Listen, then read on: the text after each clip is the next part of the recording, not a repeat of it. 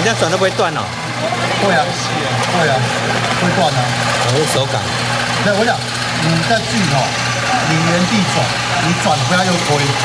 很多人看侧边，他转的同时在都侧推，这样才会转。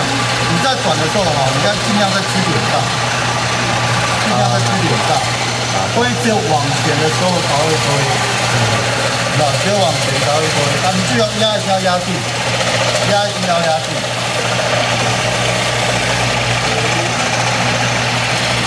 啊，你要怎么锯？它翻过来就放慢。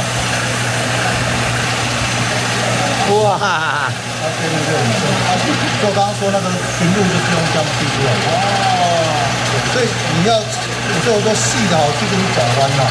而像我们今天让这个其实弯会比较，学生锯直线会比较稳，比较稳。不然如果像转弯啊，为什么说线锯机跟雷切的差异是跟那个雷切的差异是在于，我厚度这一种线锯机大概极限可以到4公分啊。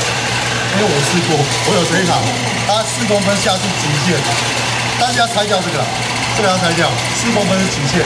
通常我大概2公分啦，对啊，我们一般锯大概1到1.5，就学员常态情况下啊，我自己以前要取比较厚一点的，我试过它4公分是极限，因为特殊语的高度那个就是4公分，对，然后所以一般我们这样转就是很顺啊，还是需要看车啊。